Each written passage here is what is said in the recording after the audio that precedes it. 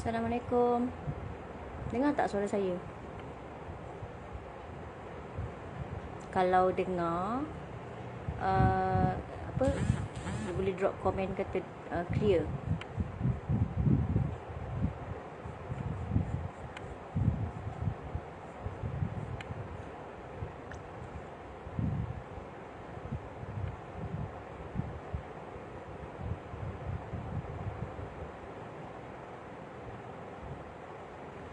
Okay. Okay, saya dah share dekat dalam apa, Anxiety Disorder Malaysian Community, ADMC Group. Saya dah share dekat dalam Phoenix Support Group dalam Telegram. Sekarang saya nak buka Instagram saya, Rabia Tadawiyah. Waalaikumsalam. Dengar jelas? Okey, alhamdulillah dengar jelas kenapa pula lah? Okey, macam ya. How to go live?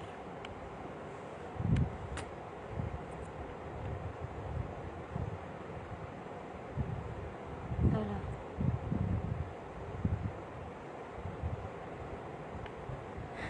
Okey, sementara tu kalau ada siapa-siapa nak tanya soalan, boleh tanya soalan. Direct je tanya soalan. Actually hari ni saya nak share pasal ada topik awakening process, tapi in between kalau you orang ada nak tanya, please boleh tanya, tak ada masalah. Saya nak cari live dekat saya punya Instagram ni, tak jumpa-jumpa. Dah kenapa? Oh, kat sini kot.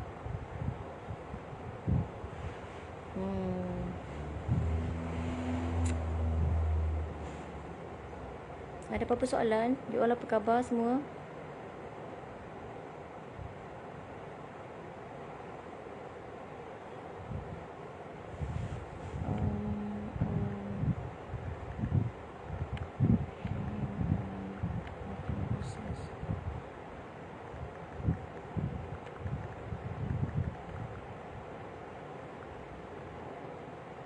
Macam mana you all, apa khabar? Ada yang nak share you all punya condition sekarang? Boleh share.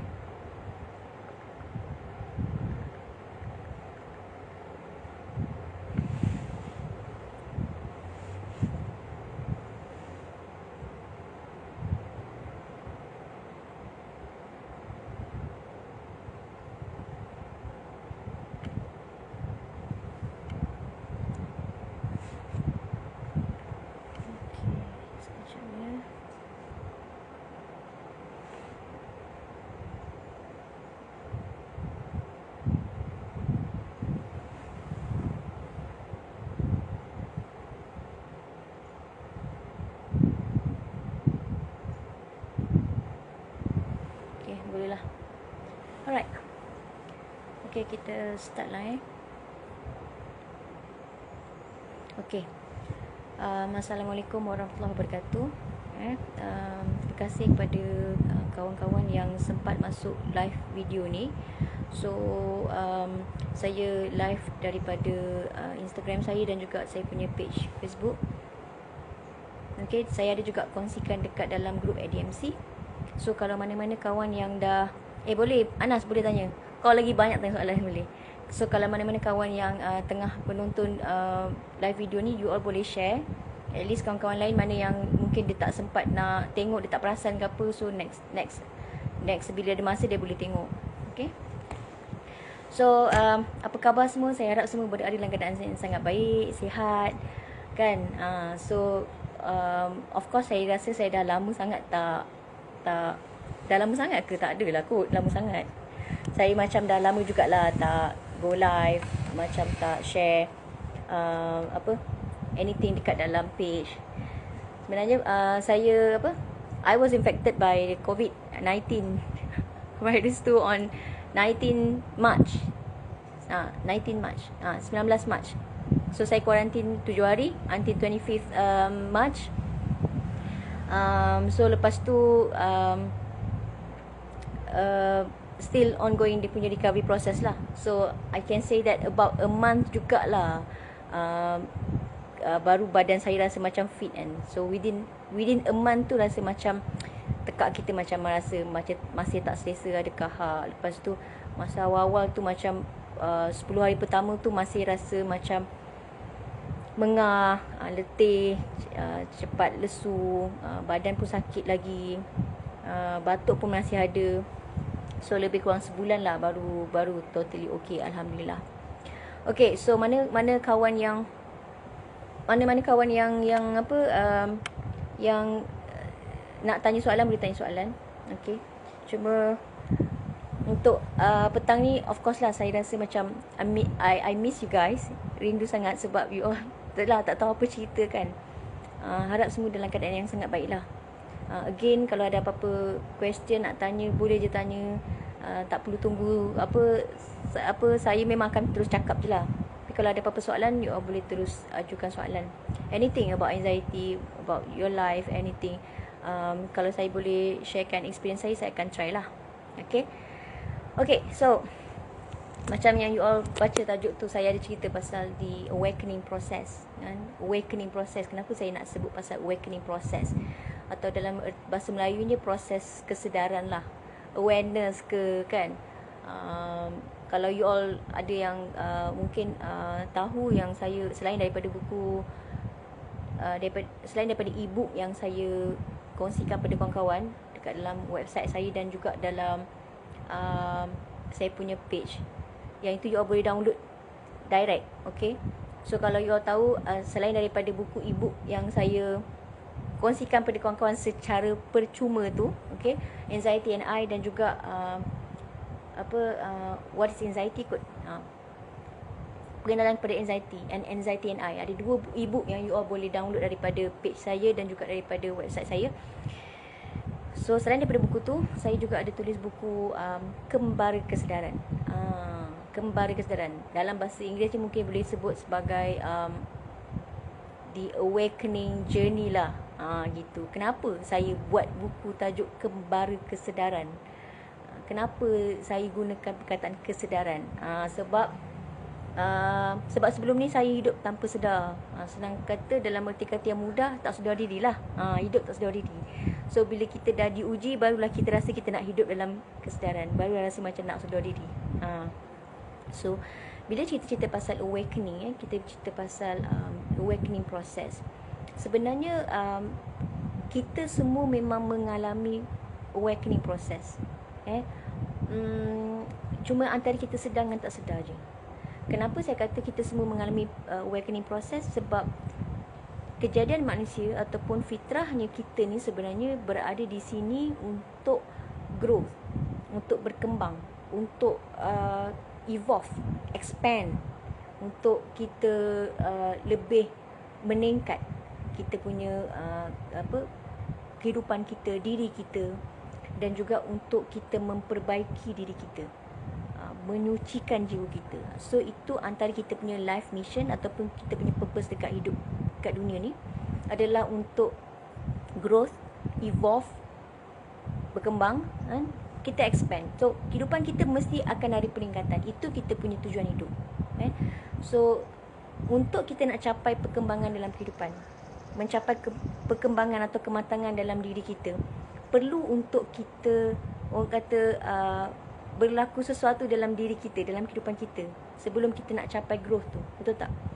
So dalam erti kata yang mudah adalah untuk kita expand, untuk kita berkembang, untuk kita evolve. Kita perlukan rahmat Tuhan. Betul tak? Rahmat daripada Allah. So kalau tak ada rahmat Tuhan, macam mana kita nak berkembang? Macam mana kita nak evolve? Macam mana kita nak growth? Macam mana kita nak baiki diri kita? Macam mana kita nak sucikan jiwa kita? So kita mesti ada rahmat Tuhan. Rahmat Allah tu mesti ada. So kerana kasih sayang dia lah, kerana kasih sayang Tuhan tu lah yang membuatkan kita berada dekat dunia ni, untuk kita capai life mission kita tu, untuk kita capai tujuan hidup kita tu, untuk berkembang dan untuk memperbaiki diri. Okay? Tapi kita tak perasan rahmat yang Allah beri tu sebenarnya dia berlaku dalam 2 bentuk, dalam 2 situasi. Yang mana situasi yang selalunya kita alami adalah painful, kesakitan, penderitaan, kesengsaraan, suffering, kan, chaos, huru-hara, kan, masalah rumah tangga, masalah dekat tempat kerja, didiagnosis mengalami penyakit, masalah relationship, masalah kewangan, apa lagi, macam-macam masalah lah, kan. Itu antara orang kata bentuk rahmat yang sebenarnya Allah beri kat kita, tujuannya untuk kita berkembang. Kan, macam kenapa kita nak kata kesengsaraan tu satu rahmat? Ya, di sebaliknya dia adalah rahmat. Dan bentuk kedua adalah bentuk seseorang itu dia mencapai kesedaran dia. Untuk dia expand, untuk the growth adalah melalui hidayah ataupun from inside, inside dia, daripada dia punya kesedaran dia, daripada dia punya, kata secara spontan dia mencapai kesedaran secara spontan, dengan hidayahnya dia mencapai, kata as a wake up call. So tak semua orang yang sebenarnya untuk nak mencapai kesedaran tu, awakening tu, dia mesti untuk mengalami suffering, mengalami painful. Tak semestinya. Sebab ada juga antara manusia itu, golongan manusia itu yang mencapai kesedaran dia dengan hanya datang daripada hati dia, diri dia. Tiba-tiba dia rasa macam tersedar sesuatu.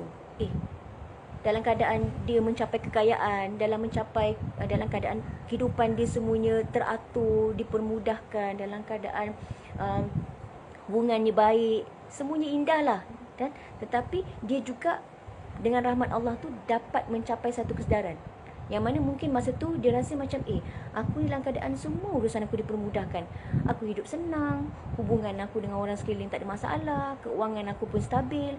Tapi macam ada sesuatu yang aku rasa macam tak lengkap, macam tak sempurna. Kat situlah kita akan mula persoalkan, kita akan start questioning, siapa aku sebenarnya kat dunia ni? Siapa diri aku sebenarnya? Daripada mana aku datang? Lepas aku mati nanti pergi mana? Siapa Tuhan tu? Lepas tu kita akan dah mula bertanya lah, apa tujuan aku kat sini? Apa aku punya life mission kat sini? Itu antara kita punya persoalan-persoalan yang kita kategorikan sebagai as a wake up call.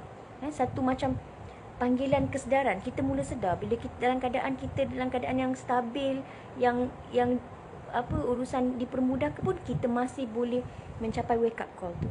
Tapi ada juga kebanyakan kita yang mencapai kesedaran itu, persoalan-persoalan itu muncul apabila kita ditimpa dengan pelbagai ujian ataupun cabaran, ataupun kita sebut sebagai, ada orang macam sebut macam apalah, bencana malapetaka. Tak kisahlah apa pun you label yang you all nak gunakan, tetapi yang saya nak katakan adalah kita boleh mencapai sesuatu kesedaran itu melalui dua bentuk, sama ada secara painful atau secara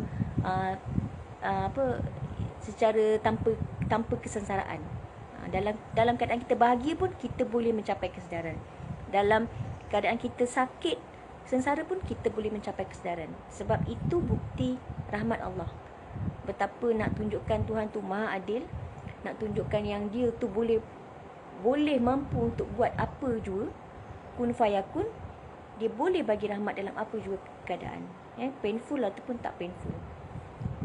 So bila kita sebut anxiety disorder, of course masa kali pertama kita mengalami anxiety, masa kali pertama kita mengalami simptom tu, atau orang yang dah pulih daripada anxiety tiba-tiba datang balik anxiety, of course dia akan rasa anxiety tu satu painful untuk dia, ataupun totally suffering, kesengsaraan, kan, chaos, hidup dia jadi macam huru-hara macam tu bila dia kena anxiety, kan. So anxiety tu merupakan salah satu daripada bentuk kesengsaraan yang manusia alami. Okey, kita hidup dalam keresahan, kegelisahan, kebimbangan. Okey, jadi bila kita mengalami keadaan itu, apa yang kita perlu buat? Apa yang kita perlu buat? Sebab ada antara kita yang sebenarnya bila dia mengalami chaos, dia mengalami penderitaan atau kesengsaraan, reaksi dia sama ada dia mengeluh, dia merungut, dia menyalahkan takdir, dia menyalahkan orang lain, dia menyalahkan diri sendiri. Tapi ada juga keadaan manusia di mana apabila dia mengalami keadaan itu, Dia cuba mencari hikmah, dia cuba mencari jawapan. Apa yang aku kena belajar daripada keadaan ni? So ini adalah masing-masing punya hidayah, macam mana kita nak beri reaksi pada suatu situasi tu. So bila kita mengalami anxiety, dalam video yang sebelum ni, short video yang saya share, saya kata you have to have a right mindset. Mesti ada satu mind setting yang betul. Okay, bila kita berhadapan dengan anxiety ataupun apa-apa jua cabaran, kita kena tanya diri kita, apa yang aku nak kena belajar daripada situasi ni. So bila kita kena anxiety pun macam tu jugalah. Apa yang aku nak kena belajar daripada anxiety ni? Kenapa aku kena? Soalan tu sebenarnya nampak macam kita mengeluh, tapi sebenarnya kita sedang mencari jawapan. Kenapa aku yang kena? Apa yang aku dah buat sampai aku kena macam gini? Kan? Apa yang aku kena belajar daripada anxiety ni? Itulah yang akan menentukan hasil kita nanti, sama ada kita makin hanyut dalam anxiety ataupun kita boleh keluar daripada circle of anxiety tu. Kali pertama kita punya reaction tu sangat penting, sebab dia menentukan penghujung tu. So kalaulah kata kali pertama you all punya reaction sangat negatif terhadap anxiety, tak apa pun. Sebab most of us memang akan beri reaksi yang negatif bila mengalami anxiety. Tapi in between, dalam you dah rasa suffered sangat, barulah you akan mula rasa, oh aku kena ubah reaksi. Aku tak boleh untuk benci anxiety ni, I have to do benda yang sebaliknya. Kan? So kat situlah yang saya kata, bila kita mengalami anxiety, perlu ada mind setting yang betul. Dan kita jadikan anxiety ini sebagai awakening, sebagai satu wake up call, sebagai satu panggilan untuk kita sedar diri kita. Sebab sebelum ni saya percaya, termasuk saya, sebelum saya kena anxiety, saya tak sedar pun kehidupan ni. Tak pernah pun macam nak betul-betul menghayati atau memberi makna pada kehidupan. Kalau kita nak marah, kita marah je. Kalau kita tak suka, kita tunjuk tak suka. Kalau kita sakit, kita merungut. Kalau kita ada masalah, kita mengeluh. Kan? Itu sikap kita. Tapi bila kita mengalami anxiety, percayalah, sebenarnya ada antara kita yang dah nampak hikmah tu. Lepas dia kena anxiety lah, baru dia rasa macam, ya Allah, selama ni aku lupa nak jaga diri aku. Selama ni aku lupa nak jaga cara aku fikir. Selama ni aku lupa cara aku nak zahirkan emosi yang betul. Selama ni aku lupa nak keluarkan tingkah laku yang baik. Kan? Selama ni aku tak pernah hargai orang sekeliling. Selama ni aku asyik nak marah je. So bila kita kena anxiety, itu antara hikmah yang kita boleh dapat, satu perubahan, transformasi yang kita kena buat dalam diri kita supaya kita capai pemulihan. Dan pemulihan tu bukan pulihkan anxiety saja, tetapi pulihkan seluruh kehidupan. So tak kira lah kalau you all ada masalah hubungan, relationship, masalah rumah tangga, ada masalah keuangan, ada masalah belajar, masalah kat tempat kerja, masalah dengan bos, masalah dengan staff, atau you mengalami diagnosis penyakit anxiety ke, bipolar ke, depression ke, cancer ke, autoimmune disease ke, atau apa jua penyakit. Okay, itu kita katakan sebagai suffering, betul tak? Tetapi cuba lihat dari perspektif yang lain. Bila kita tukar kita punya reaction, kita akan dapat transform daripada tindak balas yang kita dah beri kali pertama tadi. So it's about transformation. It is about shift. Kita ubah daripada diri kita yang comfort zone, yang asal-asal, kepada satu perubahan yang baru. Transform kepada a new me, a new version of Nas, a new version of siapa? Anas, a new version of Rabiatul, a new version of us. Okay? Sebab kita perlu ada peningkatan dalam hidup. Kita tak boleh sama je. Tak boleh sama. Memang itu fitrahnya, tak boleh sama. Sebab kalau you sama, you dah macam lupa air lah, yang selalu sebut kan. Lupa air kat situ je lah, busuk je lah, tak ada apa-apa yang dapat. Tapi kita kena jadi macam sungai. Sungai tu penghujungnya jumpa laut. Satu benda yang luas, satu benda yang besar. Expand, evolve, growth. So macam tu juga manusia. Kita kena berkembang, kita kena expand. So kat situlah yang saya kata perlu untuk ada kesedaran. Dalam pada kita menjalani proses pemulihan, kita perlu ada kesedaran. Sedar yang kita sedang menjalani proses tu. So saya kongsikan, okay, saya ada catat, saya ada kongsikan macam mana untuk kita nak tempuh proses awakening, ataupun macam mana kita nak tempuh proses pemulihan tu. Bila kita sebut sebagai pemulihan, sama je sebenarnya. Bila saya kata sebut recovery process, proses pemulihan, Dia sebenarnya sama je dengan awakening process. Sebab bila kita awaken, bila kita aware, bila kita sedar, sebenarnya kita dah mula untuk nak memperbaiki kehidupan kita. Kita dah mula untuk nak memulihkan kehidupan kita. So, bila kita sebut recovery process, proses pemulihan, atau kita sebut proses kesedaran, benda yang sama je. Kita nak pulihkan kehidupan kita. So awakening tu adalah nak pulihkan kehidupan kita. So dalam proses awakening, dalam proses kesedaran ataupun dalam proses pemulihan, ada 5 perkara penting. Ada 5 perkara penting yang kita kena aware, kita kena sedar, yang kita kena buat. Okay, yang pertama adalah kita kena acknowledge. Once kita dah mengalami satu situasi penderitaan atau kesengsaraan atau ujian, penyakit ke masalah, apa-apa jua masalah, once kita mengalami suatu keadaan itu, kita kena bergerak, sedar yang aku nak ubah benda ni, dan aku tak nak jadi mangsa keadaan ini. Aku tak nak jadi mangsa keadaan ni. Aku nak belajar sesuatu dan aku nak shift diri aku untuk belajar sesuatu daripada peristiwa ni. So first kita kena acknowledge. Pertama, acknowledge yang kita sedang dalam proses kesedaran, dalam proses pemulihan, dalam proses transformasi. Kita nak ubah diri kita dan nak ubah kehidupan kita. Kita nak ubah sesuatu dalam diri kita yang kita rasa dah tak boleh serve diri kita lagi. Perangai kita dulu, sikap kita dulu tu dah tak boleh serve kita lagi dah. Kita punya cara kita berfikir dah tak boleh serve kita lagi. Emosi yang kita keluarkan dah tak boleh serve kita lagi dah. So we need to change. So first adalah kita acknowledge, okay, aku dah mengalami satu ujian sekarang ni. Aku sedang mengalami satu ujian.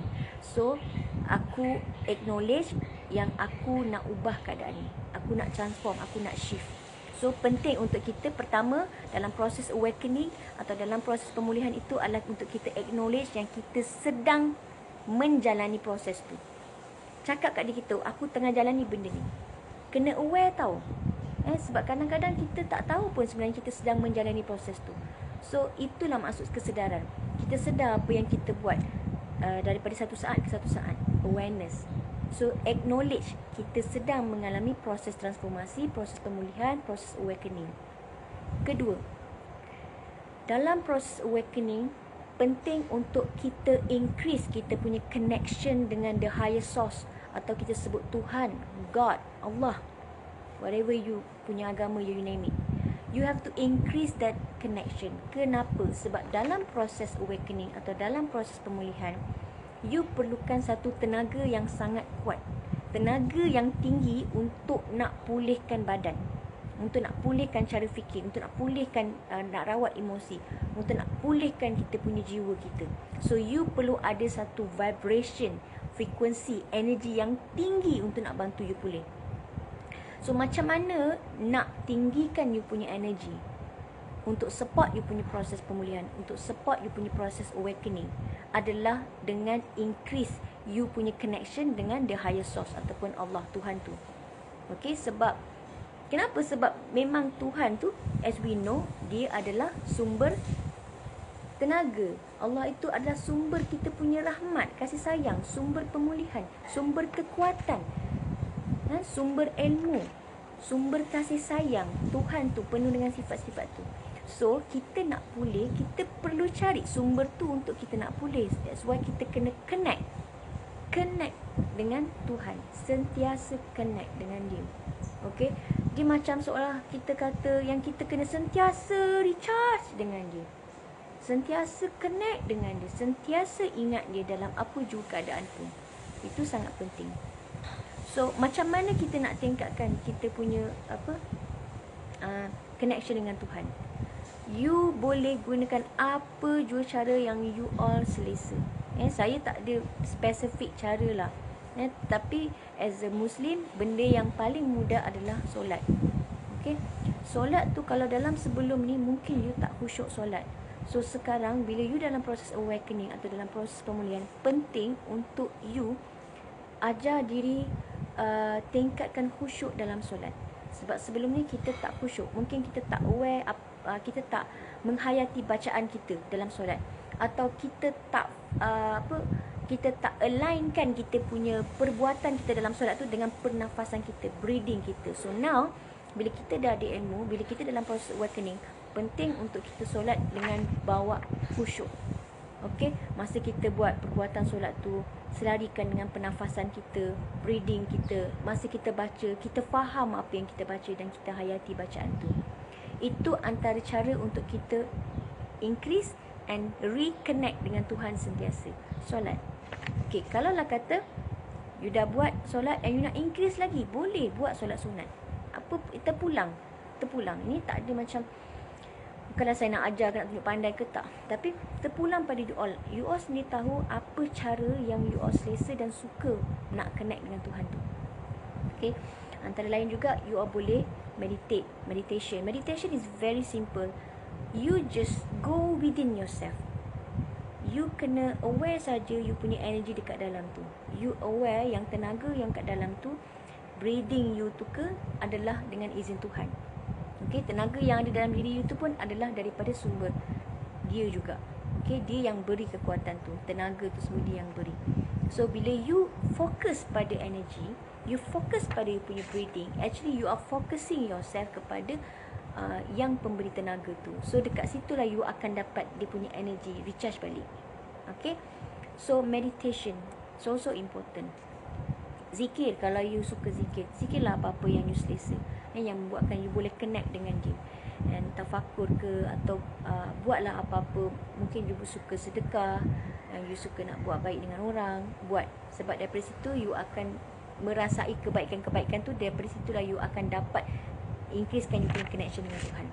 So that's number 2. Okay, dalam proses awakening tadi saya ulang, pertama you kena acknowledge yang you dalam proses pemulihan ni, you dalam proses awakening ni.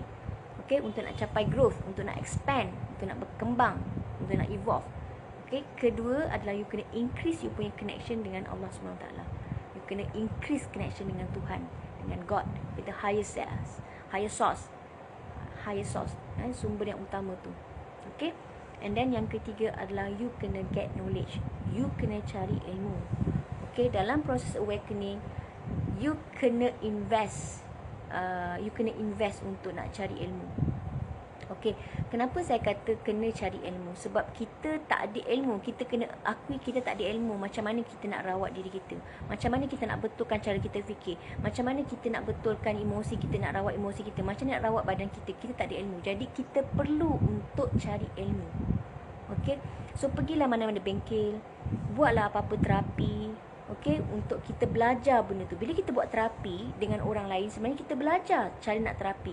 Dan benda tu kita boleh praktis kat diri kita bila kita balik rumah sebenarnya. So pergi masuk bengkel, pergilah pergi seminar. Okay, baca buku-buku inspirasi, tengok video-video inspirasi. Sebab benda tu lah yang akan increasekan you punya tenaga sebenarnya. Akan top up you punya semangat balik. Sebab kita dalam proses awakening memang akan ada proses turun dan naik.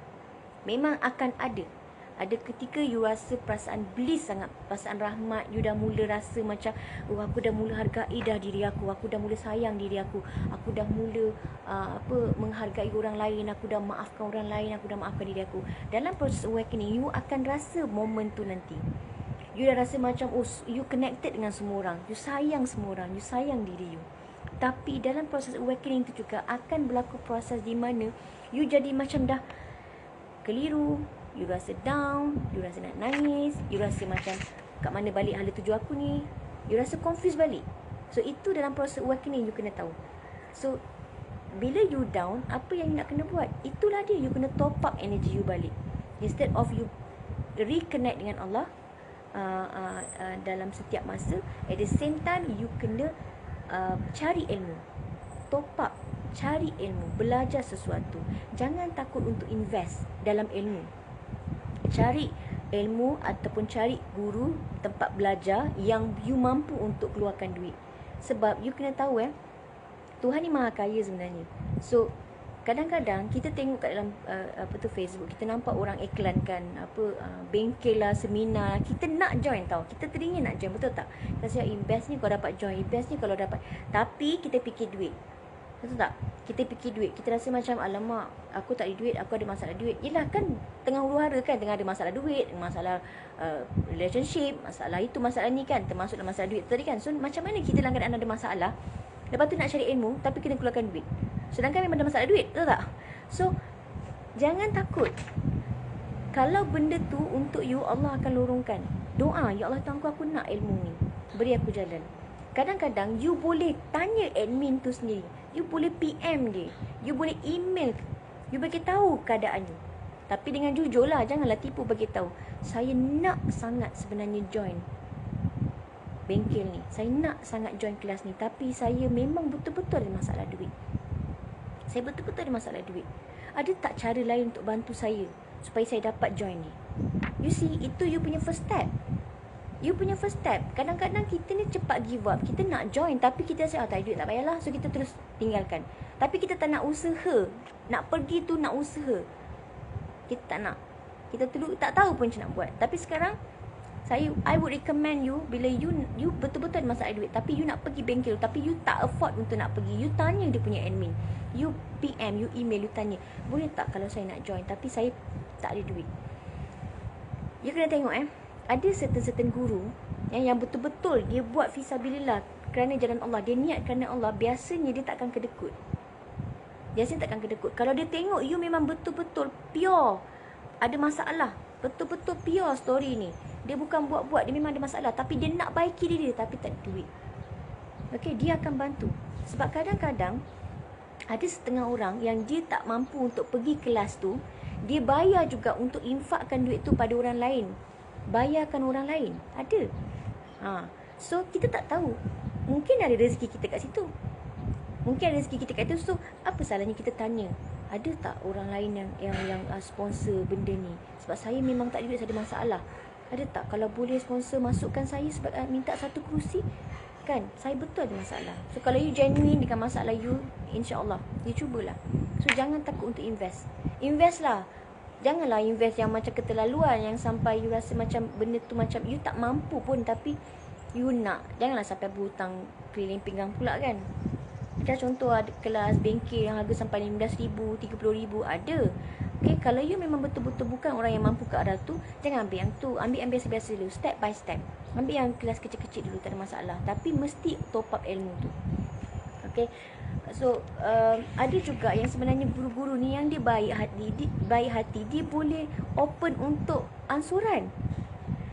Kenapa saya cakap ni? Sebab saya banyak pergi kelas, saya berguru, saya join bengkel apa juga yang berkaitan dengan ilmu untuk perkembangan diri saya, untuk self help, saya akan suka join.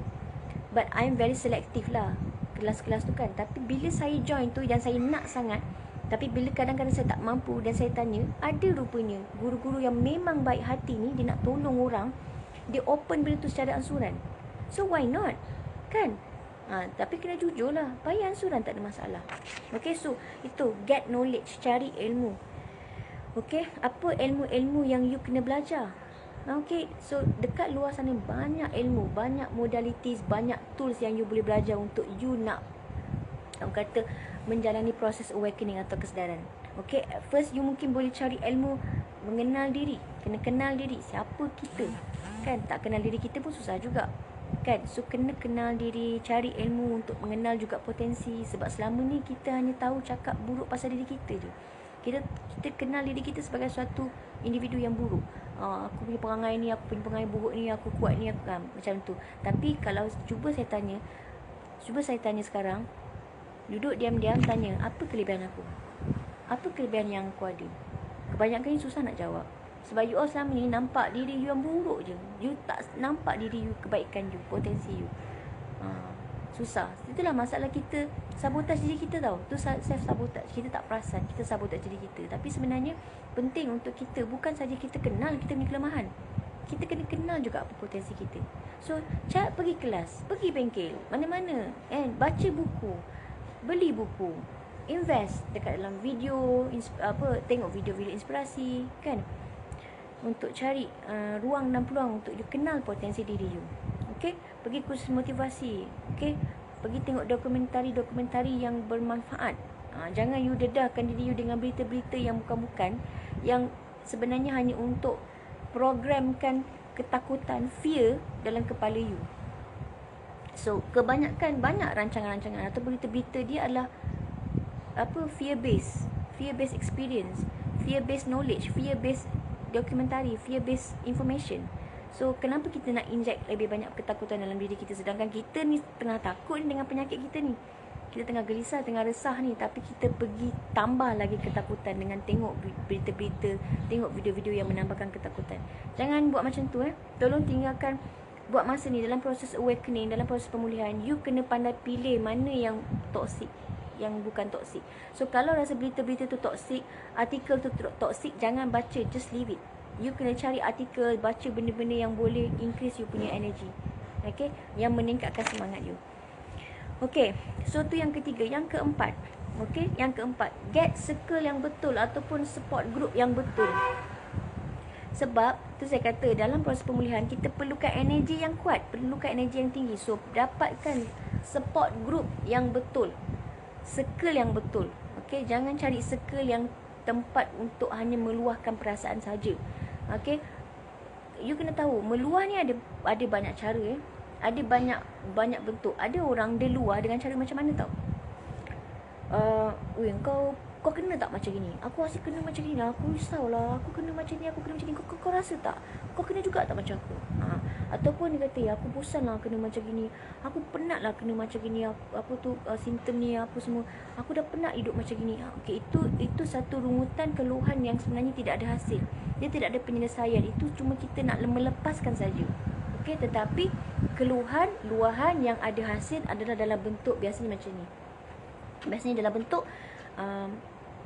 babe, semalam kan, ni contoh saya beritahu contoh. Babe, semalam kan aku mengalami keadaan ni tau. Aku rasa macam tak sedap badan. Aku rasa macam badan aku macam, nerve aku macam shaking. Aku rasa macam tiba-tiba rasa fear kan. Tapi aku cuba buat macam breathing lah. Aku cuba buat breathing. Lepas tu aku try buat breathing yang macam okay lah. So, tak tahulah in future kalau rasa aku kena lagi keadaan tu, aku rasa aku akan practice lagi. You see? Itu berbeza dengan yang the first tadi, yang you merungut tapi tak ada penyelesaian. Beza dengan yang second, you merungut, you meluahkan sebenarnya apa yang you rasa. You lepaskan apa yang you rasa. Sebab you cerita ke orang yang semalam you mungkin kena panic attack. You cerita ke orang semalam yang you alami kegelisahan ataupun kebimbangan. You lepaskan ke orang, tetapi you at the same time, you sebenarnya ceritakan apa yang you buat dengan keadaan tu. How you overcome dengan keadaan tu. Itu memberi satu semangat yang lain. Rather than you meluahkan tapi tak ada penyelesaian. Sebab kebiasaannya bila kita meluahkan tak ada penyelesaian tu sementara. Maksudnya kita luahkan hanya untuk nak lega sekejap je. Lepas tu bila kita alami balik keadaan tu, kita akan rasa down balik. Dan kita akan cari lagi orang untuk legakan kita balik. Bila kita okey, kita okey. Bila kita okey, kita cari lagi orang. So dia akan jadi circle lah. Itu yang saya kata anxiety ni circle. Circle ataupun cycle of anxiety. Okay, so cari circle yang betul, cari group support yang betul. Okay, terpulanglah ikut you punya insting. Kadang-kadang saya pun tak boleh nak cakap mana group support yang betul ke, yang sesuai untuk you. Tapi you tahulah mana yang sesuai untuk you. Pilihlah, open your heart. Gunakan you punya naluri, insting you. Kalau group tu memang sesuai untuk you, just join. Kalau tak, just leave it. Okay, yang kelima adalah istiqamah ataupun konsisten. Istiqamah tu dalam bahasa Arab lah. So dalam bahasa Melayu berterusan ataupun konsisten. Kita kena berterusan. Maksudnya dalam pada apa jua ilmu yang kita belajar, kita kena praktis dan kita kena istiqamah. Apa jua yang kita tengah buat, kita acknowledge keadaan tu, kita ingat kita reconnect dengan Tuhan, kita get ilmu, kita get knowledge, kita cari circle, kita cari group support. Kita kena istiqamah dalam semua kita punya apa yang kita buat waktu tu. So itu yang sangat penting lah. Okay, so itulah tadi yang saya dah sharekan. Ada 5 perkara yang kita perlu faham dan kita perlu tahu akan berlaku dalam proses awakening, akan berlaku dalam proses pemulihan kita, pemulihan kehidupan kita. Adalah pertama, kita kena acknowledge yang kita sedang mengalami proses awakening. Kedua, kita kena increasekan connection kita dengan Tuhan. Ketiga, kita kena cari ilmu, get knowledge. Keempat, cari circle ataupun support group yang betul. Kelima, kita kena istiqamah dengan jalan yang kita pilih tu. Alright? So saya rasa setakat tu saja yang saya sharekan untuk petang ni. Okey, saya harapkan perkongsian saya pada hari ini dapat memberi manfaat lah pada kawan-kawan. So mana-mana yang dengar tu, share dekat kawan-kawan yang lain. Bila ada masa free, you all boleh dengar balik. And the most important thing adalah you kena practice. Kalau sebab apa yang saya cakap adalah berdasarkan pengalaman saya sahaja. So dia adalah terpakai untuk saya, tapi dia tak terpakai lagi kepada you all selagi you all tak practice dan tak explore sendiri dan tak eksperimen sendiri. So please explore sendiri, eksperimen sendiri, baru you akan rasa hasil, baru you akan nampak sama ada tak perkara yang saya cakap tu betul ataupun ada tak perkara yang saya cakap tu salah. You baiki sendiri. Okey, sebab macam saya kata, kadang-kadang saya menyampaikan sesuatu pengalaman saya tu, tapi bila you practice, nanti you akan dapat satu perspektif yang lain. You akan dapat ilmu baru daripada apa yang you praktiskan, hasil daripada orang lain punya pengalaman. So kena eksperimen lah, kena explore lah. Okay, alright. So sebelum saya akhiri sesi live video ni, saya nak buat pengumuman lah untuk saya nak buat pengumuman untuk learning and sharing session. Saya akan buka insyaAllah lepas raya. So mana-mana yang nak online boleh online. Okay, mana-mana yang nak online boleh online. Mana-mana yang nak secara bersemuka, insyaAllah saya akan buka bersemuka. Tapi saya tengah cari lokasi, mungkin dekat Kajang atau sekitar KL. Saya akan tengoklah. Okay, so saya akan pergi ke sana lah, dan kita akan jumpa dekat situ. So mana-mana yang nak bersemuka, saya boleh open session tu secara bersemuka. Okey, lokasi mungkin dekat Kajang atau kat KL, kita tengok lepas raya. Atau siapa-siapa yang nak online pun boleh, lepas raya saya akan buka. Okey, session tu. So learning and sharing session tu adalah sesi di mana